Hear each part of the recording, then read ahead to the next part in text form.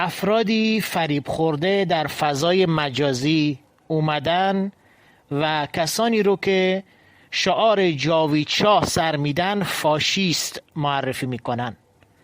اولا اینکه اینها یا از اتاق فکر رژیم جمهوری اسلامی هستند، همونهایی که خاتمی و موسوی و کروبی و روحانی و اینا رو علم کردن برای نجات ایران، مردم رو فریب دادن، یا اینکه اینا خودشون فریب خوردن. سوال اینجاست عزیز من، آیا شعار دیگه هست که جمهوری اسلامی نتونه مصادره بکنه؟ ما گفتیم مرگ بر دیکتاتور، گفتن بله ما هم میگیم مرگ بر دیکتاتور. دیکتاتور یعنی آمریکا و انگلیس و قدرت‌های غربی. گفتیم زن زندگی آزادی، گفتن ما هم میگیم زن زندگی آزادی. زن یعنی فاطمه زهرا. زندگی و آزادی هم یعنی در چارچوب قوانین اسلام تشیع زندگی کردن و ولایت قبول داشتن.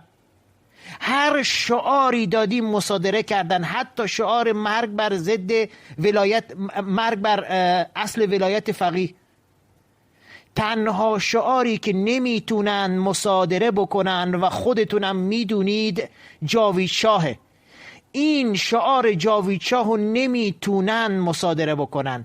اگر شما در صحبتهای رضا پهلوی از دید شما و از دید من رضا شاه دوم شنیدید و پیداست در صحبتشون که میفرمایند غیر از پادشاهی کسی اجازه نداره بیاد شعار بده، اون وقت بله حق با شماست، نشون بده. آقا تو رو به اون عقیده‌ای که باور داری، به هر آیین و دین و گرایشی که هستی، تو رو خدا به خاطر ایران دست از تعصب بردار. حداقلش برو گوش کن ببین چی داره میگه. شاهزاده رضا پهلوی نمیتونه، اگه بخواد که نمیخواد و اگه هم بخواد نمیتونه حکومت فردی تشکیل بده. نمیتونه، این عصر بهش چنین اجازه‌ای نمیده. حکومتی که در فردای آزادی ایران خواهیم داشت یا حکومت پادشاهی پارلمانی هستش یا جمهوری دموکراتیک، اینو میذاریم به رأی مردم انتخاب کنن. عزیز من، هموطن من، به خاطر ایران، به خاطر آینده خود دست از تفرقه بردار. یک فردی پیدا شده میگه آقا مردم یه عده‌ای از من خواستن، من هستم. نه ادعای قدرت طلبی داره، نه میخواد چیزی بشه. چرا داری میکوبیش عزیز من؟ نکن این کارو عزیز من. و الا جمهوری اسلامی 1000 سال دیگه میمونه. اگه ترامپ حمله بکنه، اگه ترامپ به ایران حمله بکنه، جمهوری اسلامی رو بزنه، با این تفکری که ماها داریم قطعا یکی مثل روحانی رو میان به ما چیکار میکنن؟ دیکته میکنن، میندازن بهمون.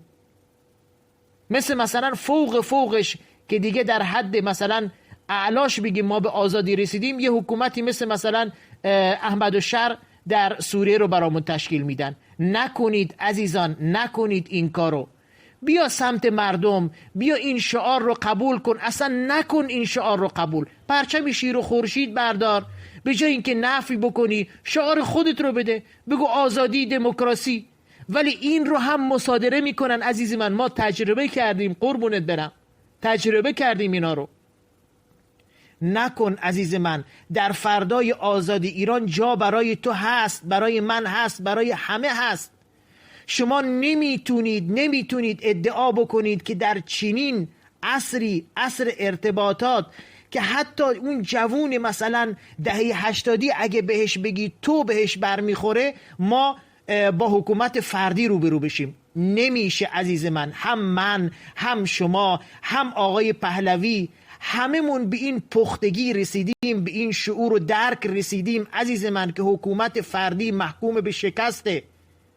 تو رو خدا به اون عقیده‌ای که داری به خاطر ایران دست از تفرقه بردار. بذار ما این جمهوری اسلامی رو سرنگون بکنیم، با همدیگه میریم پای صندوق رأی. نترس از صندوق رأی، نترس عزیز دل من. خود من به عنوان یک پادشاهی خواه که از 17 سالگی تا الانی که 43 سالمه تو خط پادشاهی بودم و هیچ وقت خارج نشدم، میگم با حکومت فردی مخالفم و قطعا جلوی هر نوع حکومت فردی رو خواهم گرفت. فرقی نمیکنه که جمهوری باشه. اگه قرار هستش استبداد بشه، اون جمهوری که شما اسمشو میذارید دموکراتیک هم میاد مثلا فردی میشه. مگه نشده؟ میخشو کوبید که دیگه نمیره که عزیز دل من. بگی نمیخوایم فورا اعدامتون میکنن مثل جمهوری اسلامی. نکن، دست از تفرقه بردار همه تون، حتی اون ملا، حتی اون چپی. من نمیگم مرگ بر چپی و مجاهد و ملا، هر کی هم هر چی میخواد به من بگه ایرادی نداره. من همه رو دارم دعوت میکنم که بیان به ما بپیوندن. منو دیگه نمیتونن بگن آقا تو مزدور جمهوری اسلامی هستی.